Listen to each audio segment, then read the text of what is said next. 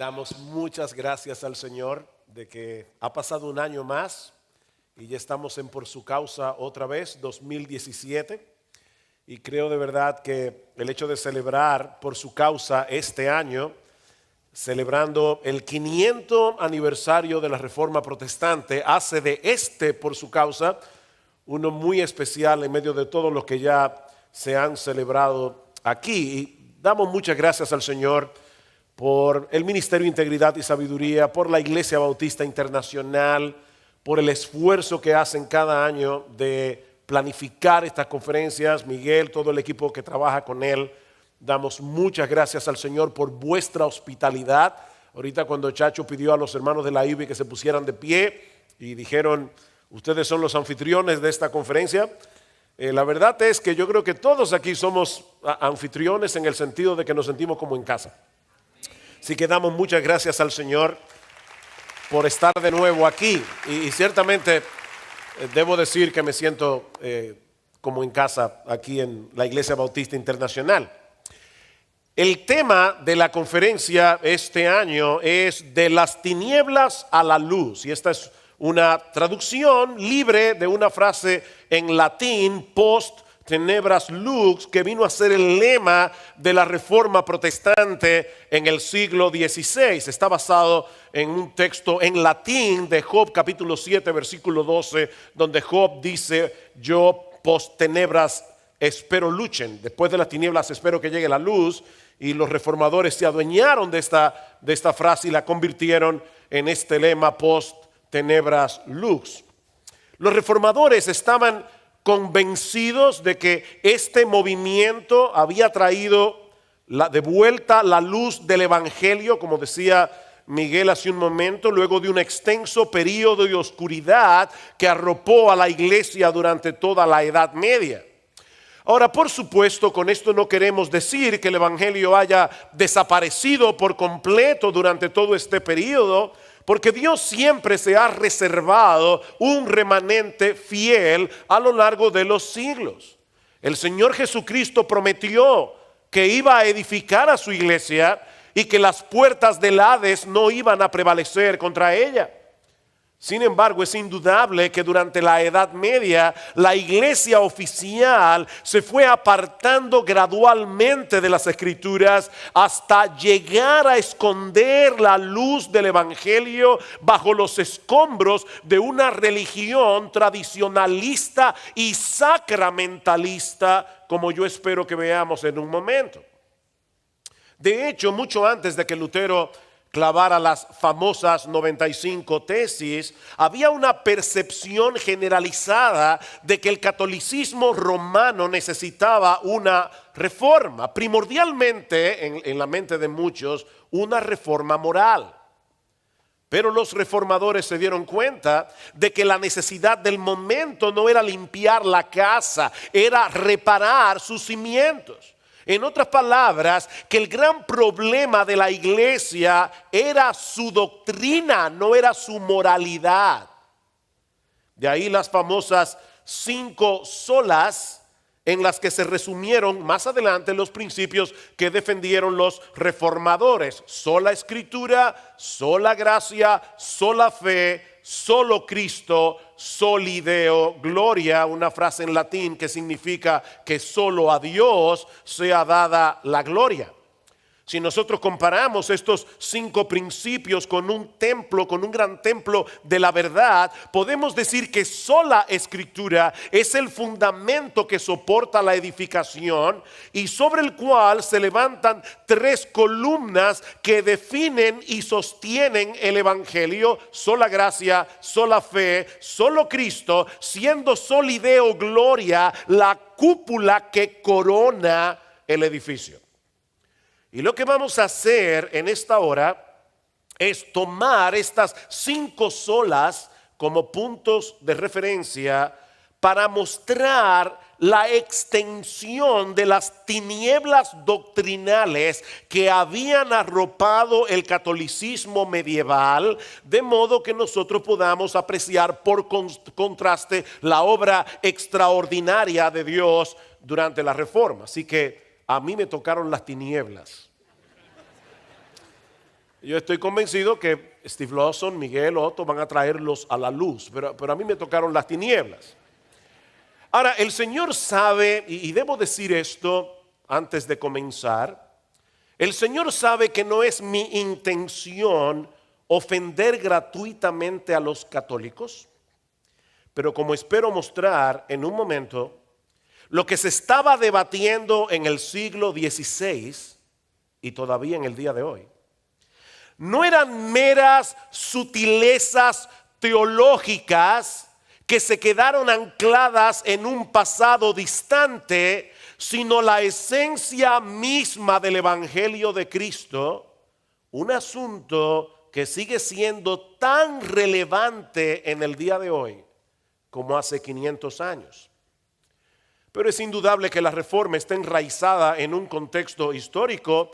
Así que permítanme tomar unos minutos para describir el escenario doctrinal en el que surgen estas 5 solas, que por supuesto durante todo el medioevo no estaban solas, sino muy mal acompañadas. Como muchos de ustedes saben, el factor detonante que dio inicio a la reforma fue la venta de indulgencias, como decía Miguel hace un momento, que de acuerdo al catolicismo romano es algo así como una especie de transferencia entre cuentas para alcanzar el perdón temporal de nuestros pecados. Déjenme explicar esto un poco, porque muchos de ustedes vienen del catolicismo romano, pero yo estoy convencido que muchos católicos no conocen del todo su doctrina. Así que déjenme explicar esto. A través del sacramento del bautismo, según el catolicismo romano, el niño es purificado del pecado original. Pero como el hombre continúa pecando a lo largo de su vida, ahora necesita ser librado del castigo temporal que merecen sus pecados. Y es ahí precisamente donde entra en juego las indulgencias, el tema de las indulgencias, porque según el catolicismo hay algunas personas aparte de Cristo, obviamente como la Virgen María y todos aquellos que la iglesia ha canonizado como santos, que han acumulado durante su vida un superávit de buenas obras, por decirlo de alguna manera, un superávit que puede ser transferido a los que lo necesitan. Ese superávit, conocido como el tesoro de méritos y satisfacciones de María, de Cristo y de los santos, bueno, de Cristo, de María y de los santos, para ser cuidadoso con el término, es administrado por el Papa a través de las indulgencias para reducir los castigos temporales de aquellos que necesiten que se les reduzcan los castigos de sus pecados. Como la guerra contra los turcos y la construcción de la Basílica de San Pedro requerían de una enorme cantidad de dinero, en los días de Lutero el Papa León X promulgó una gran venta de indulgencias. Y la persona encargada de promover este singular negocio en Alemania fue un astuto y persuasivo fraile dominico llamado Johann Tetzel, que usaba su impresionante oratoria para capturar la mente de los ignorantes, prometiéndoles el perdón de todos sus pecados y la liberación del purgatorio de sus familiares muertos. Las indulgencias, decía Tetzel, son la dádiva más preciosa y más sublime de Dios. Esta cruz, siempre andaba con una cruz de madera en sus procesiones, esta cruz tiene tanta eficacia como la misma cruz de Jesucristo. Venid, oyentes, y yo os daré bulas por las cuales se os perdonarán hasta los mismos pecados que tuvieseis la intención de cometer en el futuro. De hecho, yo no sé si esto es verdad, pero se cuenta la historia de un individuo que fue donde el vendedor de indulgencias y le dijo: mira, yo quiero pecar mañana. ¿Qué vas a hacer? Voy a robar. Bueno, debes pagar tantos ducados. Al otro día el tipo le robó al vendedor de indulgencias. Pero el punto es que Tetzel prometía aún vender el perdón de pecados futuros. Así que decía diciendo Tetzel: no hay pecado, por grande que sea, que la indulgencia no pueda perdonar, ni aún el arrepentimiento es necesario. Y fue en contra esa distorsión del evangelio que Lutero protestó en sus 95 tesis. Ahora, lo que yo quiero resaltar en esta noche es que en el trasfondo de la controversia que se generó a partir de ese documento que Lutero clavó en la puerta, en la iglesia de la Puerta del Castillo en Wittenberg, había un asunto mucho más fundamental. ¿Cuál es la base de autoridad sobre la cual podemos diferenciar con toda certeza la verdad del error en asuntos doctrinales? Porque de acuerdo al catolicismo romano, esta autoridad proviene de dos fuentes: la Biblia más la tradición, las cuales solo pueden ser interpretadas correctamente por el magisterio de la iglesia. En otras palabras, lo que ellos están diciendo es que Dios se revela de manera escrita en la Biblia y de manera oral en la tradición. Y solo los obispos, en comunión con el Papa, pueden interpretar esa revelación de una manera correcta.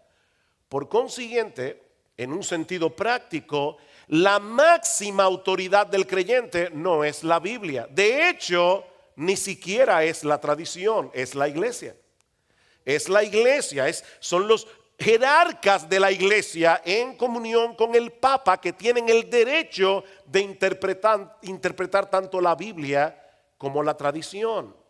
Pero tanto Lutero como los demás reformadores colocaron la Biblia y solo la Biblia como su fuente máxima de autoridad para resolver toda controversia. De ahí la primera de las solas, sola escritura. En 1521 Lutero fue llamado a comparecer ante la Dieta de Worms. Las dietas eran las reuniones en las que se dirimían los asuntos del Estado. Y ahí estaba nada más y nada menos que Carlos V, recién electo emperador del Sacro Imperio Romano Germánico, el hombre más poderoso del mundo en esos días. Y Lutero acudió a la dieta pensando que tendría la oportunidad de defender sus puntos de vista. Pero para sorpresa suya, solo se le permitió responder a dos preguntas. La primera, que si un grupo de libros que estaban sobre una mesa habían sido escritos por él. La segunda pregunta era si se retractaba de todos ellos. A la primera pregunta, Lutero respondió que sí, pero pidió tiempo para responder la segunda. Le concedieron 24 horas. Al día siguiente, Lutero manifestó ante la dieta su disposición a retractarse de sus escritos si le mostraban con las escrituras donde él había errado. Pero se le dijo que no estaban allí para refutar nada, sino para saber si se retractaba o no.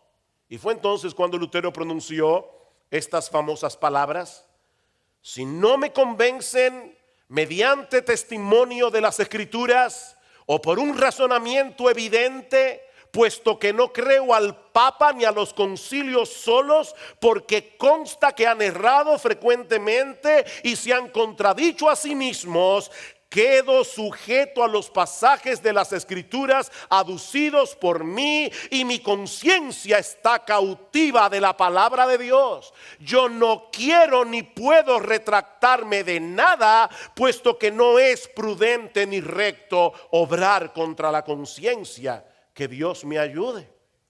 Ahora, mis hermanos, lo que Lutero acaba de hacer aquí es impresionante.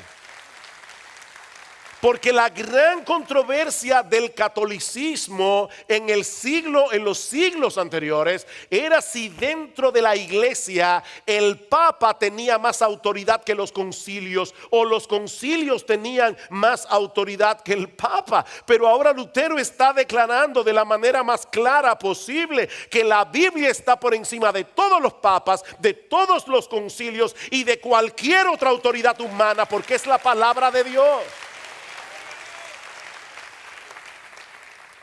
Sí debemos apreciar la contribución de aquellos hombres que Dios ha dado a su iglesia como teólogos y maestros de las escrituras. Nosotros creemos en sola escritura, no en solo escritura. Y hay una diferencia. Hay personas que dicen: yo no leo ningún libro que no sea la Biblia. Yo no leo comentarios, yo no leo los libros escritos por otros teólogos. ¿Sabes lo que tú eres? Tu propio papa. Realmente.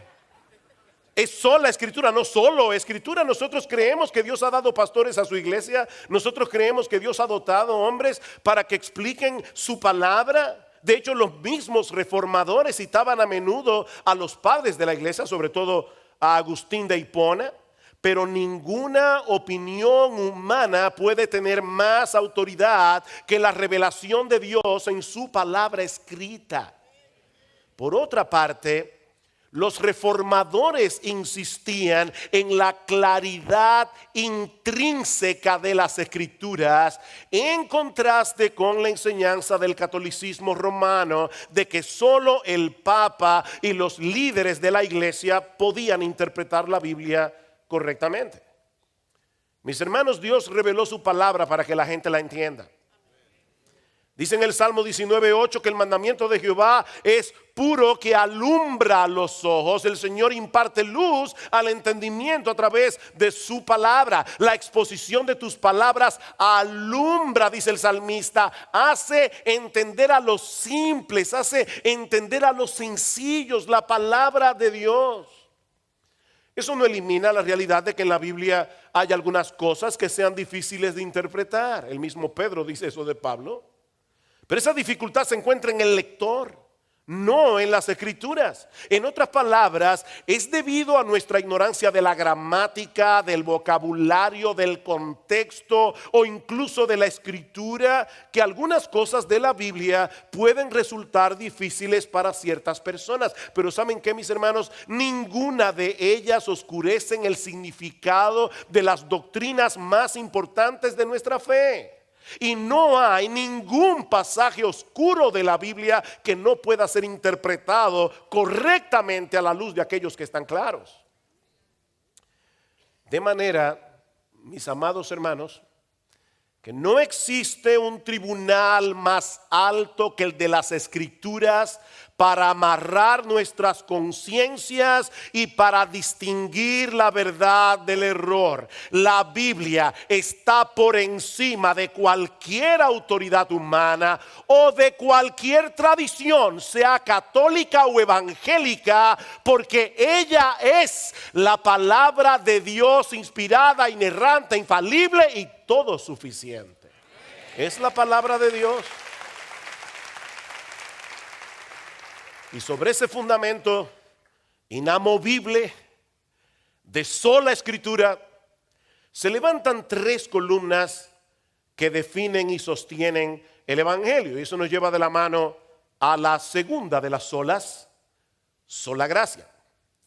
Y aquí debo decir, mis hermanos, y esto puede ser que sorprenda a algunos, pero es justo decir que la Iglesia Católica siempre ha enseñado que la salvación solo se puede obtener por la gracia. Sí.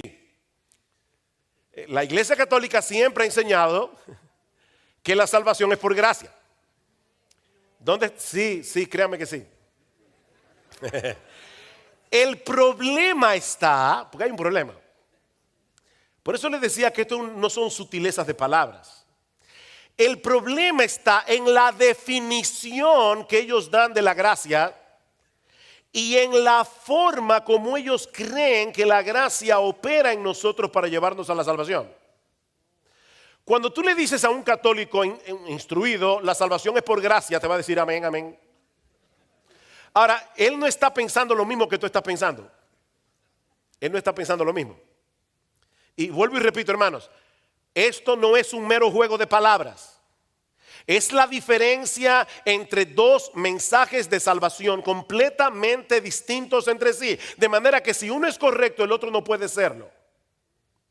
Según el catolicismo romano, la gracia es algo que Dios le da a aquellos que se preparan adecuadamente para recibirla a través de los sacramentos. Esa gracia, dicen ellos, nos capacita para ser cada vez más santos y cada vez más buenos. Cuando el creyente hace uso de esa capacidad que Dios le da por gracia, es posible que llegue a ser lo suficientemente bueno, lo suficientemente justo como para encontrar el favor de Dios. Un teólogo medieval ilustraba este concepto de la gracia con una ventana. La luz está allá afuera, pero si no decides abrir la ventana, la luz no entrará en tu habitación. De la misma manera, es nuestra responsabilidad remover todo aquello que pueda obstaculizar la obra de la gracia de Dios en mi vida, para que la luz de su amor pueda fluir en nosotros. Miren, sin ánimo de ser irrespetuoso, un teólogo contemporáneo compara este concepto de la gracia con una lata de Red Bull. ¿Saben lo que es un Red Bull? Una bebida energizante. Esa bebida energizante de gracia es suministrada a todos aquellos que quieran apropiarse de ella haciendo uso de los sacramentos. En la misma medida en que una persona haga uso de esa gracia para crecer en santidad, para hacer buenas obras, en esa misma medida alcanza el favor de Dios. ¿Se dan cuenta, mis hermanos? Ese no es el concepto de gracia que nosotros encontramos en el Nuevo Testamento.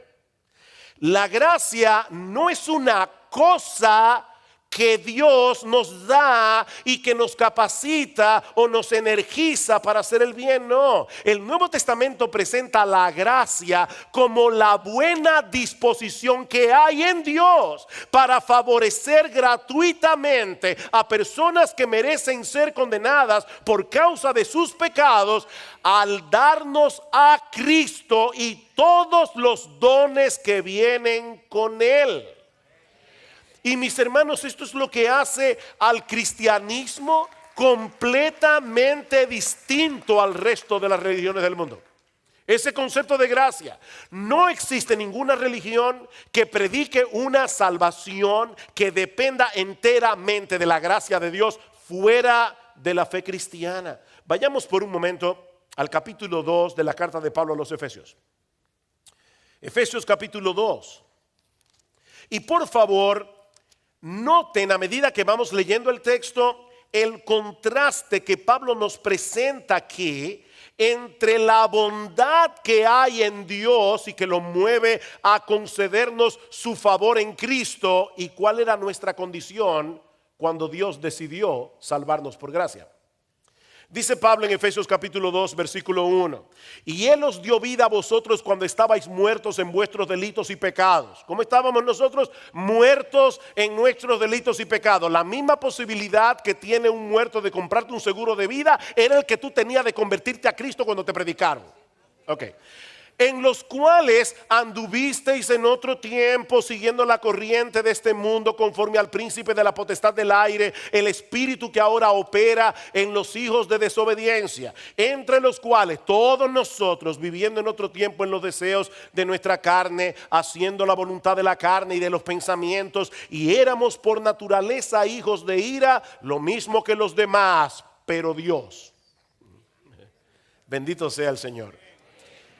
Pero Dios, que es rico en misericordia, por su gran amor con que nos amó, aun estando nosotros muertos en pecado, nos dio vida juntamente con Cristo. Por gracia sois salvos, y juntamente con Él nos resucitó, y asimismo nos hizo sentar en los lugares celestiales con Cristo Jesús, para mostrar en los siglos venideros las abundantes riquezas de su gracia en su bondad para con nosotros en Cristo Jesús. Su bondad en Cristo Jesús. ¿Se dan cuenta, mis hermanos? La gracia no es una cosa que Dios nos da, sino más bien la bondad que hay en Dios y que lo mueve a concedernos su favor en Cristo a personas que merecen su ira por causa de sus pecados. ¿Y cuál es el medio a través del cual podemos apropiarnos de Cristo para ser aceptados en Él, en la presencia de Dios? Bueno, eso nos lleva de la mano a la tercera de las solas, sola fe. Para recibir esa gracia de parte de Dios, no es obrar lo que se requiere, sino creer. De ahí lo que Pablo continúa diciendo en el texto de Efesios que acabamos de leer, porque por gracia sois salvos por medio de la fe, y esto no de vosotros, pues es un don de Dios, es un regalo de Dios, no por obras para que nadie se gloríe, porque somos hechura suya, creados en Cristo Jesús para buenas obras, las cuales Dios preparó de antemano para que anduviésemos en ellas. ¿Se dan cuenta, hermanos? No hay nada de qué gloriarnos en la salvación. Por un lado, somos salvos por gracia, no por obras, por gracia, por medio de la fe. Y aún las obras que hacemos después de haber sido salvados no contribuyen en nada para ganarnos el favor divino, porque esas buenas obras fueron preparadas de antemano por Dios, quien nos recreó en Cristo para que nosotros pudiéramos ser capaces de hacer esas buenas obras. Por lo tanto, ¿quién merece la gloria? Dios merece la gloria. Ahora, ¿ven ustedes, mis hermanos? ¿Ven ustedes el contraste tan marcado entre el mensaje del evangelio que se revela en el Nuevo Testamento y lo que enseña la Iglesia Católica? Según el catolicismo romano, la justificación es un proceso a través del cual nos vamos haciendo cada vez más justos al ser energizados por la gracia que recibimos por medio de los sacramentos. El problema con eso es que nunca podremos estar seguros de que hemos llegado a ser lo suficientemente justos, lo suficientemente buenos como para alcanzar el favor de Dios. Ese era un problema con el que Lutero luchaba noche y día. Lutero enseñó la carta de Pablo a los romanos antes de clavar las famosas tesis, y Lutero de repente se enfrenta con esta declaración de Pablo en Romanos capítulo 1 versículo 16: porque no me avergüenzo del evangelio, porque es poder de Dios para salvación a todo aquel que cree, al judío primeramente y también al griego, porque en el evangelio la justicia de Dios se revela por fe y para fe, como está escrito, mas el justo por la fe vivirá. Ahora, la pregunta de Pablo era esta: ¿cómo puede el evangelio ser una buena noticia si ese mensaje revela la justicia de Dios? Porque si había algo que Lutero sabía, es que él de ninguna manera podía llenar la medida, podía llenar el estándar de esa justicia. De hecho, los confesores le tenían pavor a Lutero. Lutero llegara al confesor y se pasaba 3, 4 horas confesando sus pecados. Se iba del confesionario y 10 minutos después volvía porque se le había olvidado otro pecado, o porque no estaba completamente seguro de haberse arrepentido del todo de los pecados que había confesado. No hay seguridad, mis hermanos. Si la justicia de Dios es lo que se revela en el evangelio, piensa Lutero, entonces no puede ser una buena noticia. Hasta que él entendió que la justicia de la que Pablo está hablando en Romanos capítulo 1 versículo 17 no es el atributo de Dios que lo mueve a darle a cada cual lo que se merece, sino la justicia de Cristo que Él nos otorga gratuitamente por gracia, por medio de la fe. ¿Notaron? Porque en el evangelio la justicia de Dios se revela por fe y para fe, como está escrito, mas el justo por la fe vivirá, no por las obras. Precisamente porque la salvación es por gracia, es decir, debido al favor inmerecido de Dios en Cristo, tenía que ser únicamente por medio de la fe, porque la fe es el único acto del hombre que no es una obra. La fe es una mano desnuda que se extiende únicamente hacia Dios para recibir a Cristo gratuitamente por gracia. Eso es la fe. Así que no se trata de una fe abstracta, de una fe sin contenido. En el día de ayer le estaba predicando el evangelio a un individuo y el individuo me decía que tenía fe. Yo tengo fe. Mira, déjame decirte algo: la fe no salva a nadie. La fe desnuda en Dios, porque el diablo tiene esa clase de fe, dice Santiago. y tiembla. El diablo tiene esa fe y no deja de ser diablo. La fe que salva es una fe con contenido, porque es una fe que apunta hacia Cristo. Es una fe que descansa enteramente en Cristo y solo en Él. De manera que la justificación no es un proceso a través del cual Dios nos hace cada vez más justos, sino más bien el acto a través del cual Dios nos declara justos al imputarnos o poner en nuestra cuenta la justicia de Cristo únicamente por medio de la fe. Pero el catolicismo romano no solo había distorsionado el concepto de justificación, sino también el concepto de la fe. Si ustedes notaron lo que yo dije hace un momento de la gracia, de acuerdo al catolicismo medieval, no era necesario una confianza personal en Cristo para ser salvo. El católico romano no tiene que tener una fe explícita en Cristo para ser salvo. No. Él tiene que creer en la iglesia. Es una fe implícita en la iglesia y en los sacramentos.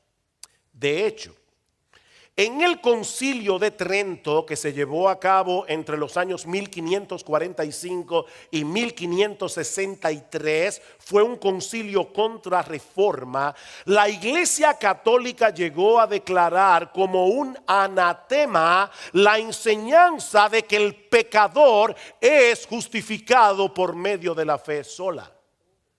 En el canon número 9 del concilio dice lo siguiente, y cito: si alguno dijere que el pecador se justifica por la fe sola, entendiendo que no se requiere otra cosa alguna, que coopere a conseguir la gracia de la justificación, y que de ningún modo es necesario que se prepare y disponga con el movimiento de su voluntad, sea anatema, maldito de Dios. O sea, la Iglesia Católica está declarando que cualquiera que crea que la justificación del pecador es solo por la fe, que sea maldito. Y por si eso fuera poco, en el canon número 12 dice que si alguno dijere que la fe justificante no es otra cosa que la confianza en la divina misericordia que perdona los pecados por Jesucristo, o que solo esa confianza es la que nos justifica, que sea anatema, maldito de Dios. Ahora, mis hermanos amados, eso es precisamente lo que enseña el Nuevo Testamento. Justificados pues por la fe, tenemos paz para con Dios por medio de nuestro Señor Jesucristo. Romanos capítulo 5 versículo 1. Concluimos pues que el hombre es justificado por fe sin las obras de la ley. Lo mismo que el Concilio de Trento condena. Mis hermanos, esa es la sorprendente noticia del Evangelio. Que Dios declara justo al pecador cuando descansa enteramente en la persona y la obra de nuestro Señor Jesucristo. Y eso nos lleva de la mano a la cuarta de las solas: sola gracia, sola escritura, sola gracia, sola fe, solo Cristo. Y mis hermanos, sin temor a ser reiterativo, permítanme repetir una vez más que lo que Dios nos da por gracia es a Cristo, del cual nos apropiamos por medio de la fe. No podemos desconectar la salvación de la persona y la obra de Cristo. Déjenme ponerles un ejemplo. Algunas personas aquí en esta conferencia tienen un pase de acceso completo. Yo no sé si dice así, pero estuve en una conferencia en Estados Unidos y me dieron uno de esos pases, decía All Access, tenía acceso completo. Eso quiere decir que esa persona puede llegar a cualquier área de este edificio durante la conferencia. Bueno, mis hermanos, lo que estamos diciendo es que la salvación no es un pase que Dios nos da para que tengamos acceso a todas sus bendiciones espirituales y luego podamos ir al cielo. No. La salvación consiste en tener a Cristo y nada más. Ser salvos no es otra cosa que estar unidos a Cristo por la fe. Juan nos dice en su primera carta que Dios nos ha dado vida eterna para entonces añadir que esta vida está en su Hijo. El que tiene al Hijo tiene la vida. El que no tiene al Hijo de Dios no tiene la vida. La razón por la que Dios nos acepta en su presencia es porque Él ahora nos ve en su Hijo. Él no te ve a ti, Él no me ve a mí. Él ve al creyente en su Hijo. Nuestros pecados fueron cargados en Él, los pasados, los presentes, los futuros, cuando Él murió en la cruz del Calvario en nuestro lugar, pero al mismo tiempo su justicia perfecta vino a ser nuestra, porque ahora estamos unidos a Él por la fe. Al que no conoció pecado, por nosotros Dios a Él lo hizo pecado, para que nosotros fuésemos hechos justicia de Dios en Él. Mis hermanos, con ese concepto bíblico de salvación, solo por gracia, solo por Cristo y solo por medio de la fe, es sustituido y rechazado por una supuesta salvación que consiste en un esfuerzo conjunto entre Dios y el pecador. El resultado es que se termina minando las últimas de las olas, soli Deo gloria. Soli Deo gloria. Alguien decía que esta sola funciona como una especie de pegamento que mantiene unida al resto de las olas. Soli Deo gloria es la consecuencia lógica que se deriva de las demás. De manera que si el catolicismo romano tiene razón al afirmar que las escrituras no son la única autoridad final del creyente, y que las buenas obras operan juntamente con la gracia para la salvación de los pecadores, entonces, mis hermanos, no podemos decir que solo a Dios sea la gloria. No, tú tienes algo de gloria también, que Dios supuestamente comparte contigo. Pero ¿sabe lo que dice la Biblia? En Isaías capítulo 42 versículo 8, mi gloria, dice Dios, yo no la comparto con nadie. Con nadie. Ahora, si esta revelación escrita por inspiración del Espíritu Santo es realmente nuestra autoridad final y la salvación de los pecadores es solo por gracia, solo por Cristo y solo por medio de la fe, sin la intervención de ninguna obra meritoria de parte nuestra, entonces toda la gloria le pertenece únicamente a Dios. Esa es la conclusión del apóstol Pablo en Romanos capítulo 11.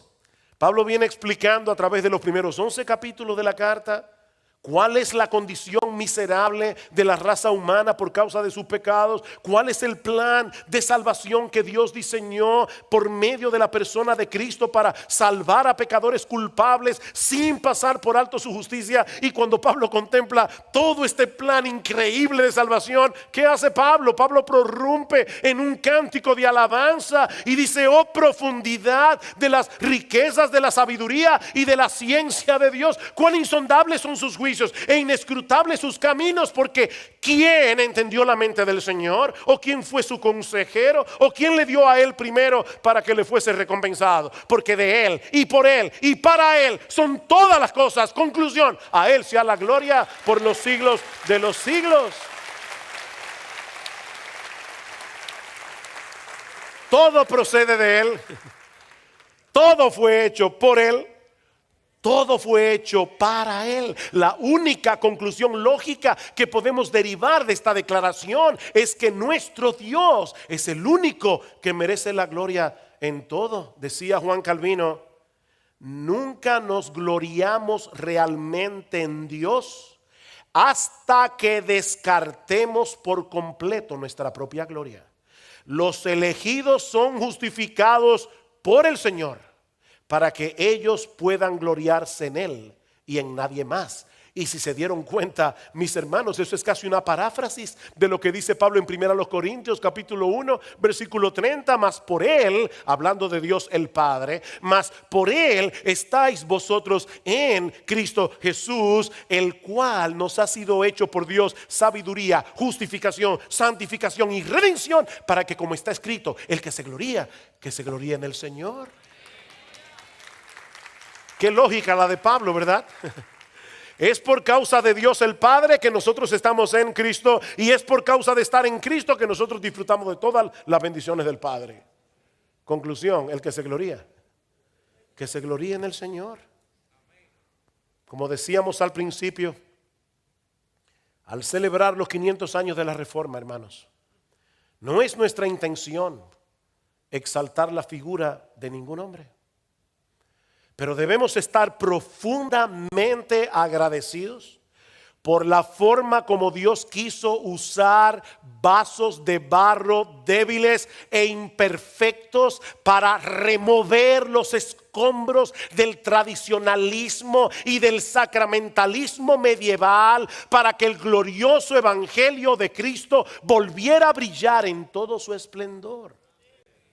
Y al mismo tiempo, debemos asumir el compromiso de seguir defendiendo y proclamando ese mismo evangelio hasta la venida de nuestro bendito Señor y Salvador Jesucristo. Porque ¿saben qué, mis hermanos? La batalla de la fe no ha concluido todavía. El catolicismo romano, no se equivoquen, continúa creyendo lo mismo de hace 5 siglos atrás. Hay personas que nos dicen, pero la Iglesia Católica ha cambiado. Es verdad, está peor. Porque la ascensión de María, la infalibilidad papal, ni siquiera se había proclamado en el tiempo de Lutero. Eso vino en el Concilio Vaticano I, en el siglo XIX. Sí, la Iglesia ha cambiado, está peor. Pero tristemente, muchas iglesias que en el pasado se consideraban herederas de la Reforma, iglesias que llevan consigo el nombre de evangélicas, han estado experimentando en los últimos años un extraño retorno de la luz a las tinieblas, al relegar a un segundo plano la predicación fiel de las Escrituras por un montón de cosas que entretienen a las cabras pero no alimentan a las ovejas.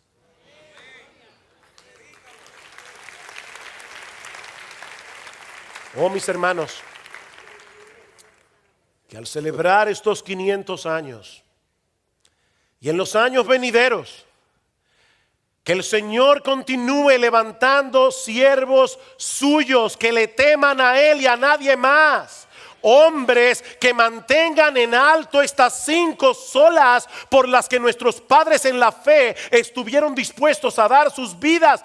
No porque somos reformados, aunque aclaro que no nos avergonzamos de ese nombre, a mucho orgullo. Somos reformados, pero no es por esa razón, es porque somos cristianos en quienes ha resplandecido la luz del evangelio de la gloria de Jesucristo.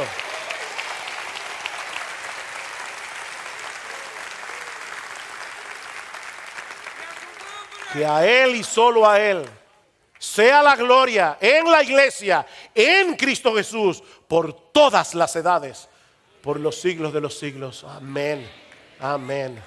Padre, queremos darte muchas gracias por habernos dado la oportunidad de predicar tu palabra, y te rogamos, oh Señor, estamos hambrientos de escuchar más. Usa a nuestro hermano Steve Lawson, usa a Miguel, usa a Otto. Oh, que tu palabra descienda como lluvia sobre este pueblo tuyo aquí congregado. Bendícenos, oh Señor, porque tú te acercas a tu pueblo por tu palabra. Y que Cristo y solo Cristo sea exaltado en esta conferencia. Que solo Él reciba gloria, porque solo Él merece gloria. En su nombre pedimos estas cosas. Amén y amén.